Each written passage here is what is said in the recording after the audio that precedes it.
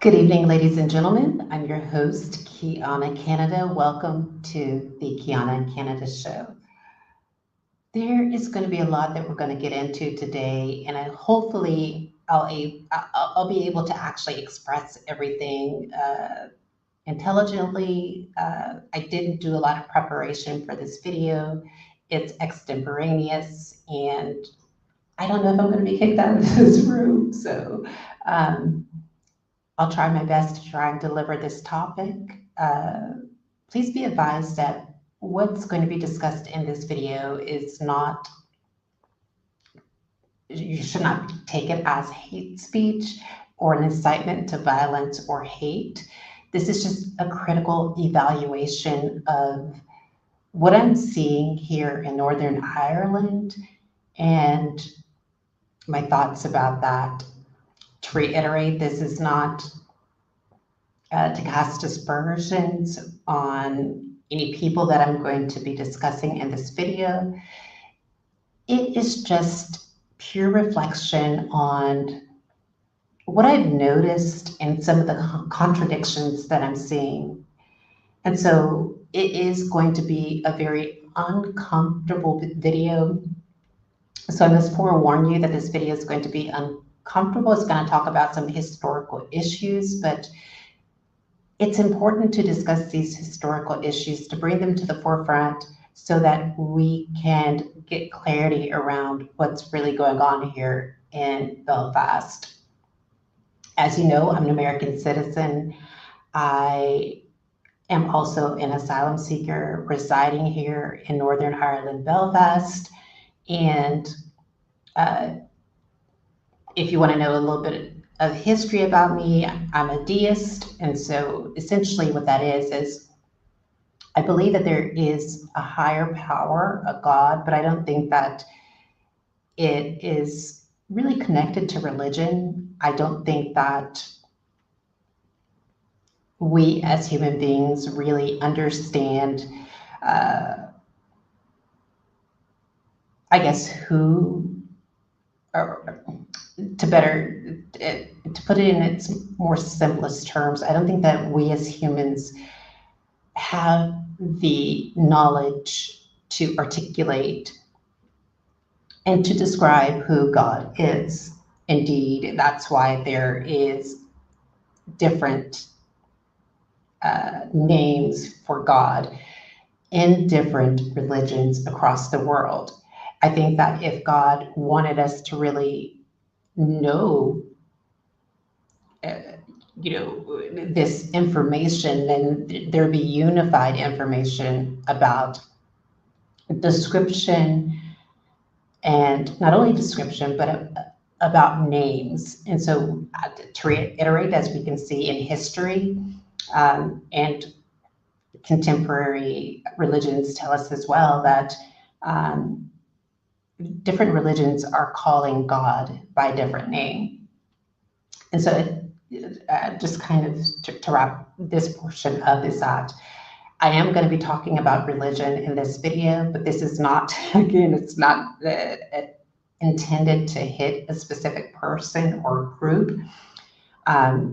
I know that there has been a concerted effort here in Northern Ireland to paint me as the bad person, the person that is going against religion, the person that's going against Muslims, the person that's going against LGBTQ people. And really all of that is fake. To reiterate, I have a sensitive heart and a special place in my heart for all of these groups. And in time, they will see that this is the truth. Right now, they're being misled and they're being told something different by a very powerful authority figure who is manipulating them. And that's what we're going to be talking about today, right? And so while we're having this discussion, to reiterate, I want you to know that this is not a topic about hate speech, nor is it an incitement to hate or an incitement to violence. This is going to be a historical video. It's going to have some historical information in it, but I think it's necessary to get at the crux of what's going on here in Belfast and to get at the root cause.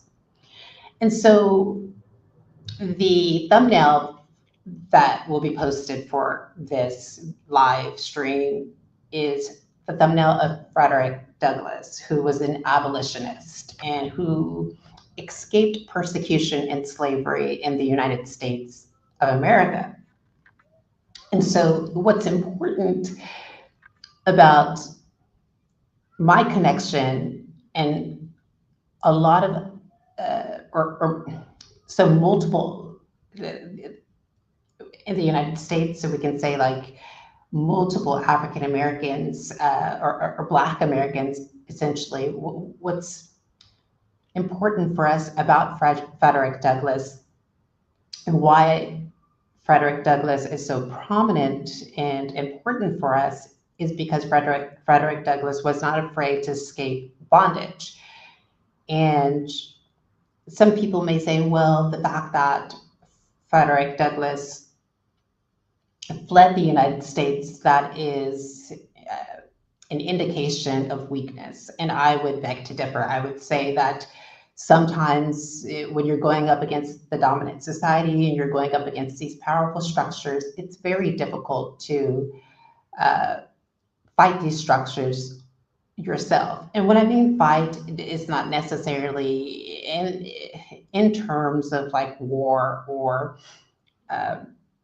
physical, right? Sometimes you're trying to battle you're trying to battle the dominant society intellectually, and you're outnumbered. And so, of course, we understand that Frederick Douglass, like most other slaves, enslaved Africans, were outnumbered by the dominant society and were powerless and were unable to realize their rights. And so some did stay because of fear, some fled because they saw opportunities elsewhere, and perhaps that's what Frederick Douglass saw.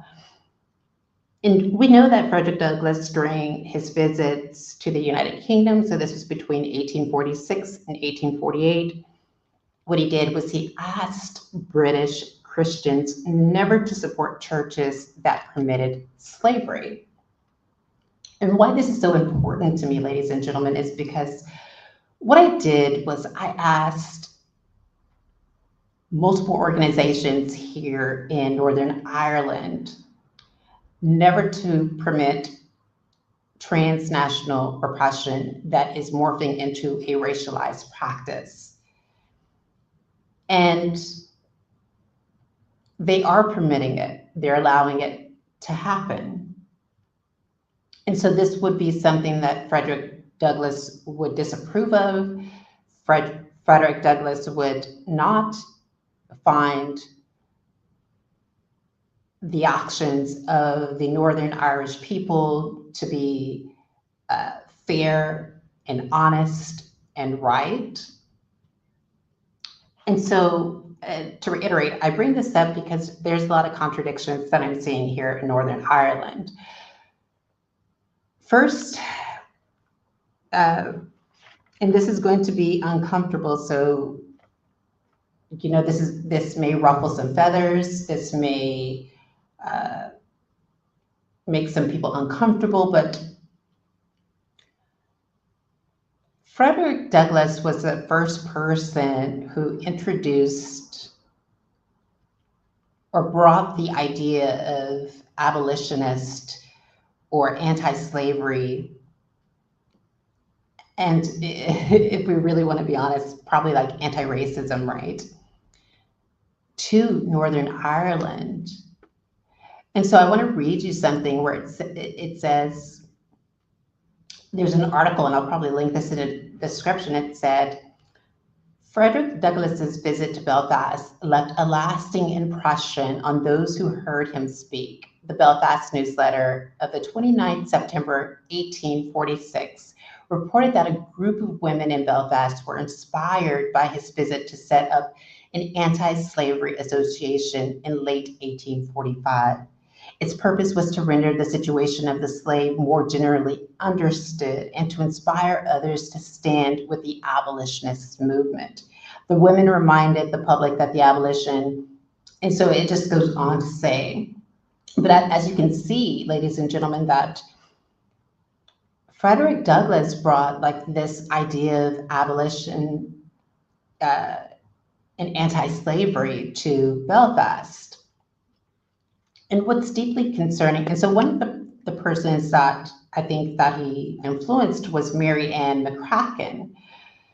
And she is also she's an abolitionist and part of the anti-slavery movement as well. She was Irish. But what I think is deeply concerning is that at the City Hall, ladies and gentlemen, there is the statue of Mary Ann McCracken there. But then the statue of Frederick Douglass is like down an alleyway, which I think is really disrespectful to the legacy of Frederick Douglass. Like, is the statue not safe? Is it unsafe to erect the statue at the City Hall as well? Like, the fact that Frederick Douglass's statue is within an alleyway, and who actually brought the idea of, you know, being an abolitionist to Northern Ireland, and the fact that that statue is not on equal terms as a statue of McCracken is, I think, deeply concerning, you know, because to reiterate, McCracken was influenced by Douglass's speeches. And so, you know, McCracken's statue is there at the City Hall, but Douglass's statue is within an alleyway. And so it raises an important question as to how much does the city of Belfast really respect the abolition, the movement of abolition, and really honor those roots of anti-slavery that was brought to this nation. Second, ladies and gentlemen, is that what I've noticed here in Northern Ireland is that there has been a co-opting of like our terms. So for example, there's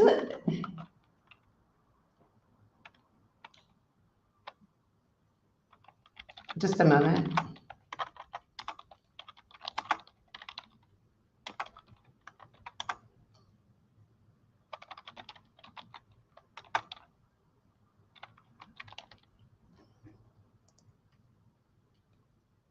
So,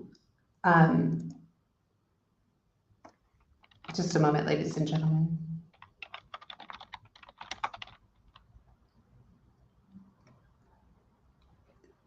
So there's a solicitor that's here, and when I first got to Belfast, like I think a couple of months while I was here, there was a solicitor's office so I went to a solicitor's office because they're a human rights firm and they take human rights cases. And the name is really difficult for me to pronounce. It's an Irish name, and I think it's Ó Muirigh or Ó Muirigh or Ó Muirigh. I'm sorry, but I don't mean to butcher that name. It's a really difficult name for me to pronounce, but I think it's like Ó Muirigh. And so when I went into this law firm, ladies and gentlemen, I seen a quote on the wall from Martin Luther King Jr.'s, Dr. Martin Luther King Jr.'s letter from Birmingham, you know, and part of that speech, which is very popular, is where he stated that injustice anywhere is a threat to justice everywhere. And so I saw that quote.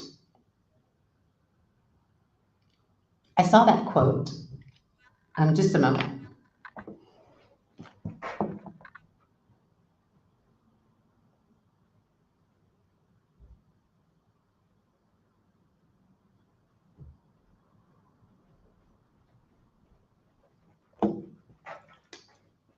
Okay, sorry about that.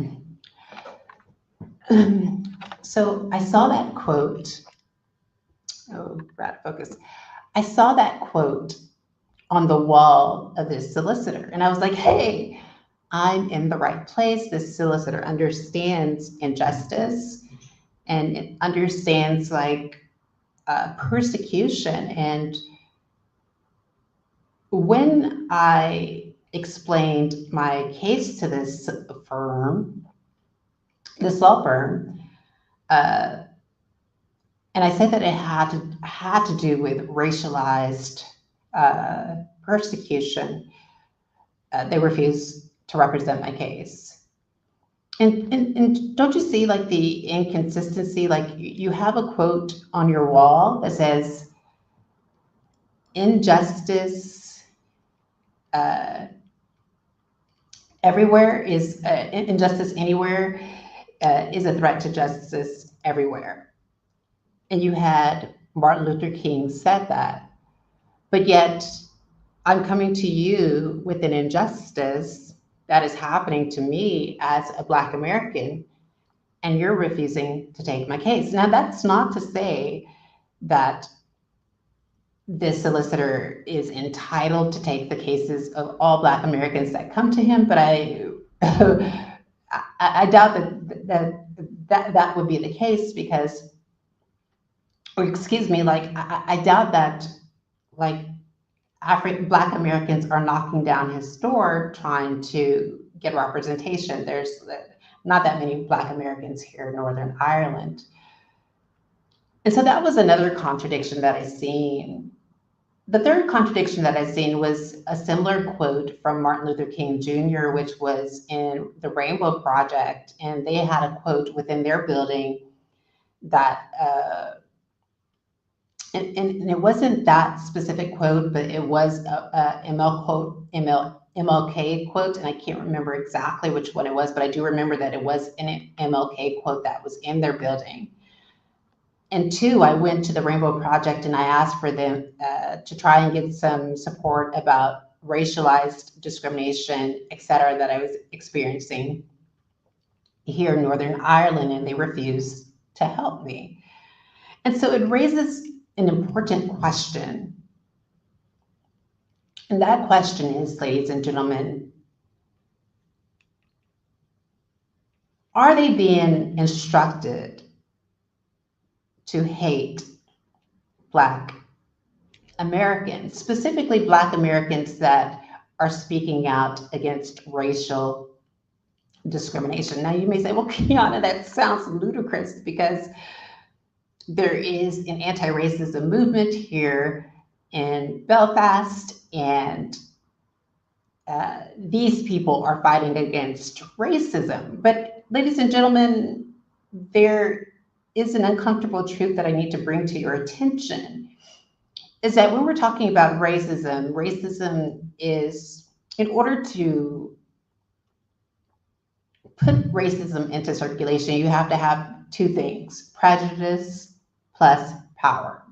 You have to have a prejudicial belief plus power. And so I say that to say that what I'm seeing these groups speak out against is really not hitting the surface of racism. It's really hitting the surface of just prejudice only. So for example, I don't condone any attacks on asylum seekers. I don't condone attacks burning asylum seekers out of their homes. I'm an asylum seeker myself, and I would never want anything to happen like that to me or anybody that I live with. But what I've noticed is that these persons that are doing that, when they do it, there does seem to be prompt arrest that will take place. That's one. And then two, when they do that, or excuse me, like when there's protests happening between these two groups, right? So we have, and this is an uncomfortable part of this, ladies and gentlemen, and I'm sorry to bring it up, but you have Catholics versus Protestants, and this is made clear. This was made clear to me at the at several protests, and so essentially, most of these Protestants here in Northern Ireland, they're not wealthy. And so like when they come out on the streets, they're protesting about grievances that they have. And so of course, the Catholics are doing the same as well. Like they're protesting about the grievances that they have. But I think what I'm seeing, and please somebody correct me if I'm wrong. If you think I'm wrong on this, please correct me, because I don't purport to know everything. But what I'm seeing is I'm seeing very wealthy Catholics, and this is nothing against Catholics. Like there are Catholics that I like Candace Owens. But here in Northern Ireland, what I'm seeing is very wealthy Catholics that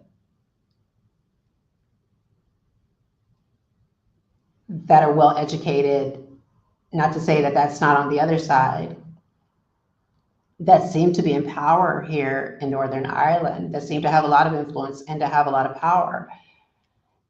And we know this to be true because when immigrants, and not only immigrants, but when immigrants and international students, when they come to Northern Ireland, they automatically align themselves with the Catholics. Because when we come to Northern Ireland, we are told, I was told this as well, so we're told that the Protestants are the bad people, that we're told that the Protestants are the people that cause trouble, etc. And I don't think that we can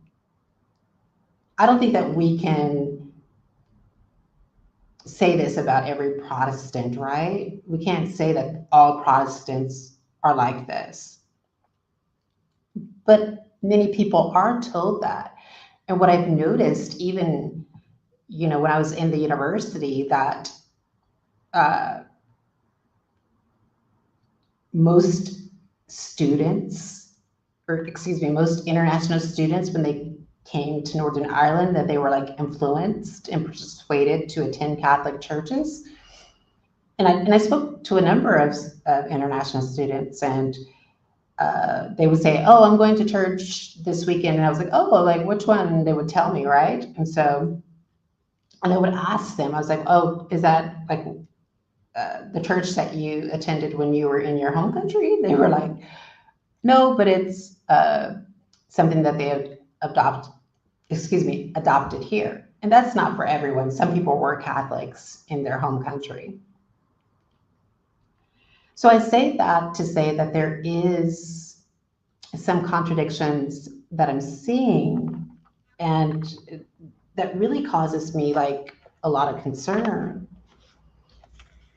Another contradiction that I'm seeing is, and I'll probably have to do this in two parts, ladies and gentlemen. I'll probably have to do this video in two parts, because I think that it's only 30 minutes that I can stream on this StreamYard, because let's see.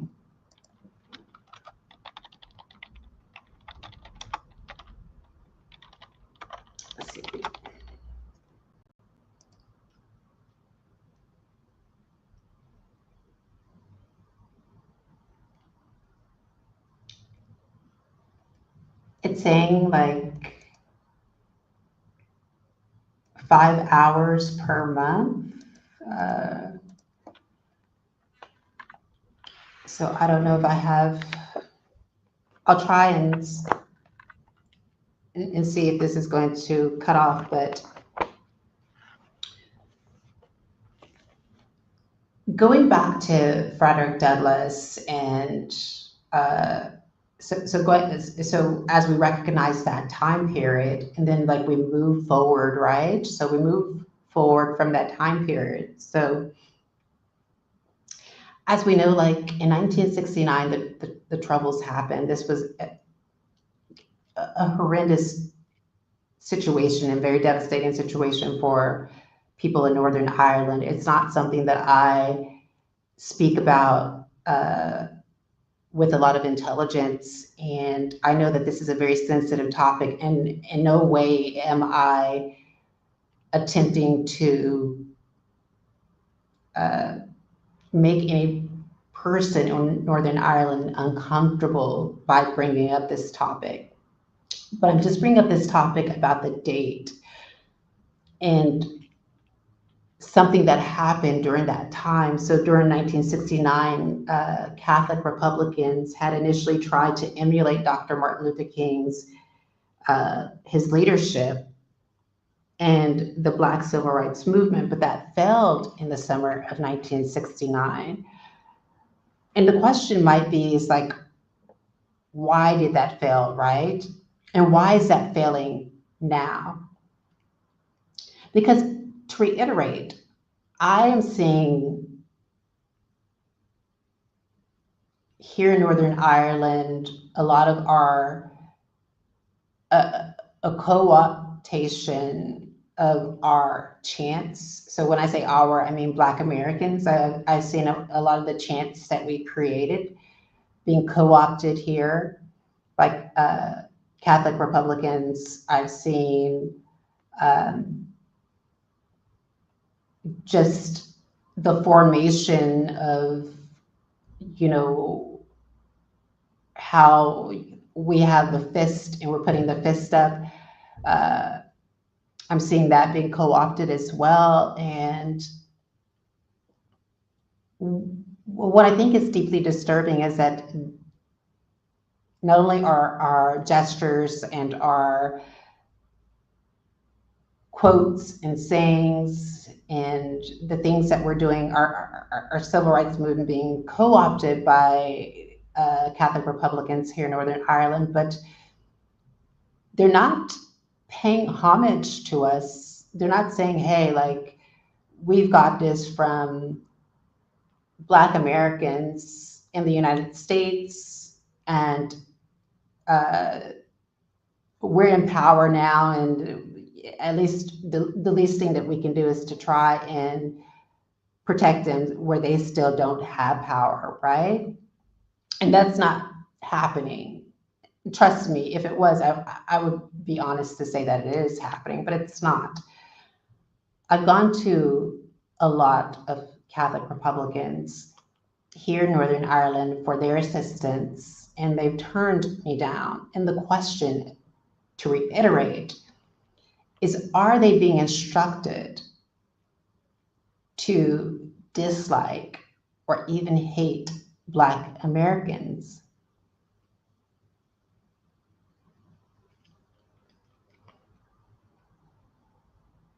I want to think about that. I want to think about that, and I want you to ponder on that as well. Like, are they being instructed by somebody with legitimate power, referent power, reward power, to go against Black Americans, is the question.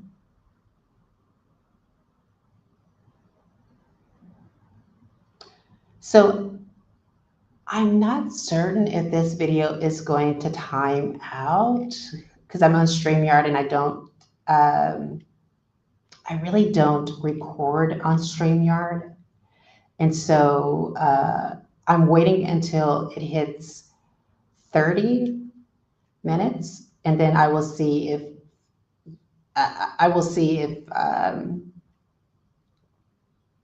if I can continue on. So there's 30 seconds, and hopefully, like, I'll know then. If the video cuts off, then that means that this is just limited to 30 minutes. So just kind of, but it's something to think about, isn't it?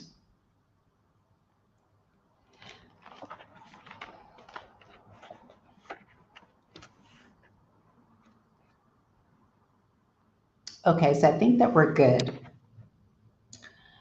And so this brings me to my next point, is how they're justifying offending Black Americans, or myself here in Northern Ireland. So they're denying the injuries.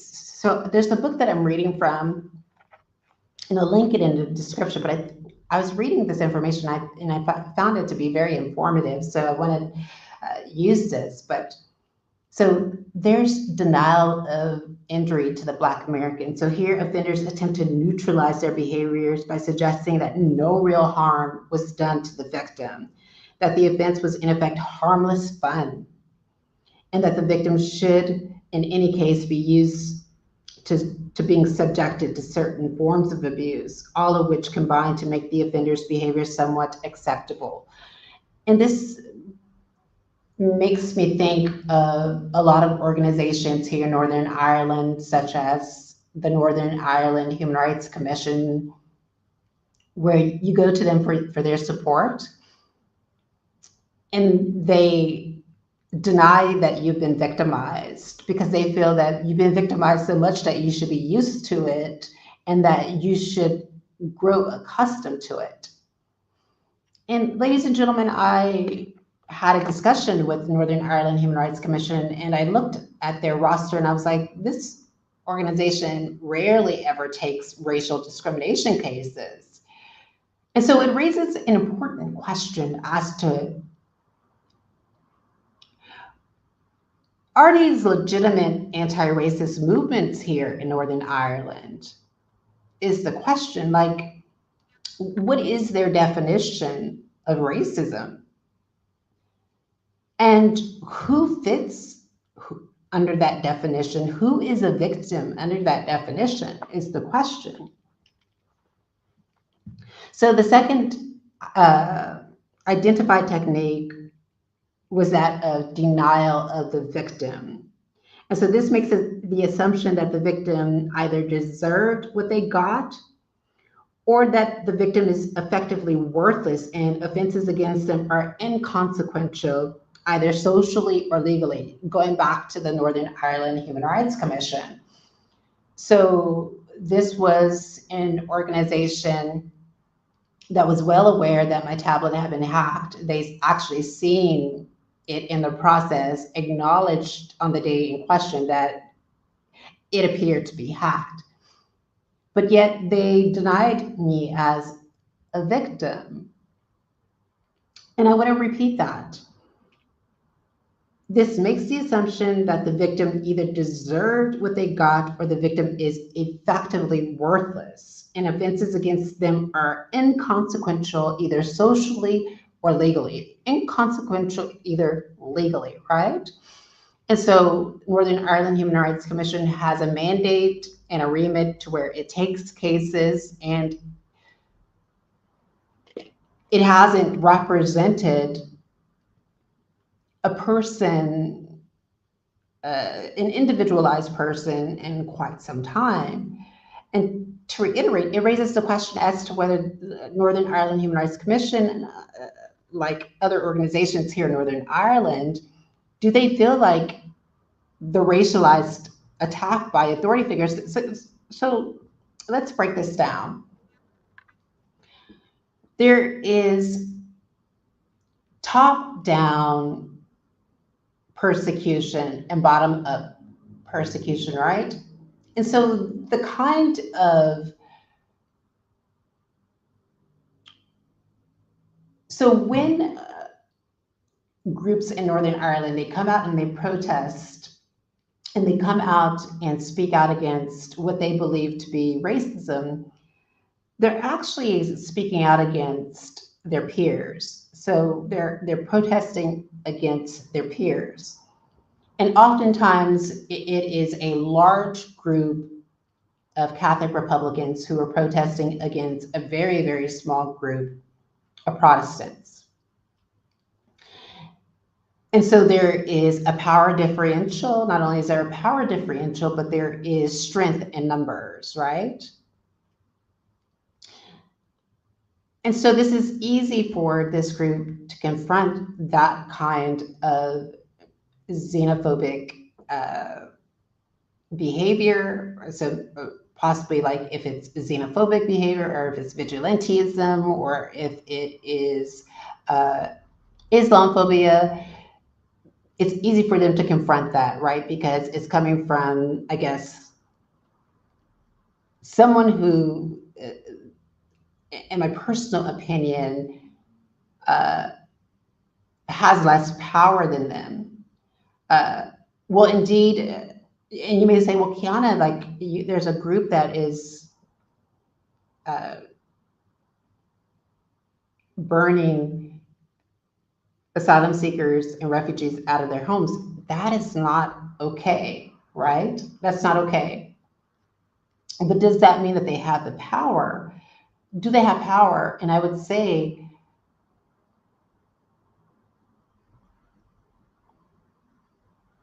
they would have power if they were able to do that and get away with it. If they were able to do it and not be prosecuted for it. But there are prosecutions taking place here in Northern Ireland. There have been multiple people that have been arrested for doing that. And so this brings me to the top-down racial discrimination and persecution, which often comes from like the PSNI or intelligence agencies, so Irish American intelligence agencies. And you may say, Quianna, why do you always say Irish American? Well, Irish American is, it's no secret that the United States and Ireland has a strong ancestral relationship, has, strong ancestral ties, and are strong allies. But when we put that into consideration as well, ladies and gentlemen, we come to understand that oftentimes Irish agencies as well as American agencies will work together, especially when it comes to transnational repression, will work together to persecute marginalized communities. And so that's why I say Irish American. So let's continue. So the third identified technique is the appeal to higher loyalties. And this is the important one. Here, the offenses may be committed through allegiance to a group. Offenders therefore may see their behavior and subsequently not reveal their behavior or the behavior of their peers as a form of group bonding and security within their in-group. So ladies and gentlemen, like I said, my devices have been hacked. I have been victimized here in Northern Ireland, and there has been an appeal to higher loyalties. And so most of the places that I've gone to for their support were either connected to Catholic Republicans or were Catholic Republicans themselves. And so all of these organizations are quiet about my victimization, and they're not revealing exactly who the person is that is meting out this persecution, this authority figure who I suspect is likely a Catholic Republican as well. Fourthly, some offenders will engage in condemnation of the condemners. And this is what they've done to me. So I want to bring this up. Here, the offenders attempt to neutralize their behavior by questioning the right of condemners like me, right, to sit in judgment of them. So oftentimes, like when I stood against my allies, when I confronted my allies at the protests who didn't support me, who didn't stand in solidarity with me when I was being persecuted and still haven't, they looked at me and some of the comments from them were, who are you to tell us that we're not standing against racism? Because when they would say that they were, my rebuttal to that was, no, you're not. No, you're not, you haven't. And they looked at me And they were like, who are you to tell us that we aren't this, or that we, that your experience doesn't matter? Just because we didn't support you, or just because we didn't help you, that doesn't mean anything to us, right? And you can't tell us A, B, or C. So this may be done by suggesting that those that condemn them are really no better, share similar views to the offender, and give the chance in similar circumstances would act or may have previously acted in a similar way to the perpetrator. And lastly, the final technique, ladies and gentlemen, is that they deny responsibility. Here, the offenders attempt to neutralize their responsibility for their actions by claiming other factors to be the cause of their behavior, such as the offender's socialization, the way in which they were brought up, etc. And sometimes they will say that because you did A, B, C, or D, we're doing A, B, C, or D, or because you are saying A, B, or C, we're doing A, B, and C. That's accusation in the mirror. It's like a military technique, and I'll read you that.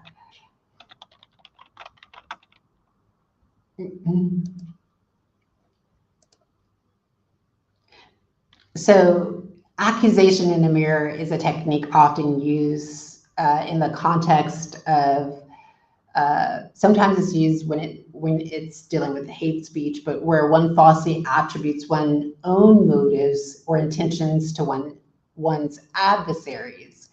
So for example, they will claim that the reason why they're doing something is to either stop somebody from doing something or to get vengeance upon somebody for doing something, when in reality, this is what they're doing themselves. Now, I need to be clear. I'm not saying that all people are doing this. I'm not saying that all